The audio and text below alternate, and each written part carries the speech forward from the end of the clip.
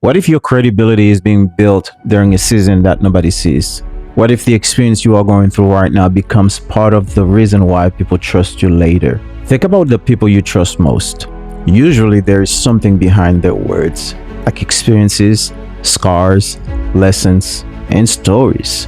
Moments when they had to figure things out themselves. And maybe you are living through one of those moments right now. Maybe business is slower than expected. Maybe an opportunity disappeared. Maybe you are rebuilding. Maybe you are questioning decisions you were once confident about. Maybe you are working harder than people realize just to keep things moving. What if the experiences are developing something in you? Perspective, patience, resilience, endurance, understanding, and eventually a story. That's where the 3 C's become powerful.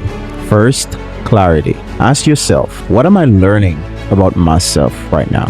What am I learning about my business? What am I learning about people? What am I learning about the direction I want my life to take? Those answers create clarity. Then comes consistency. Clarity gives you something to hold on to. You understand what you are building toward. So you continue to show up. One conversation, one video, one client, one opportunity, one day at a time. And over time, the experience creates credibility.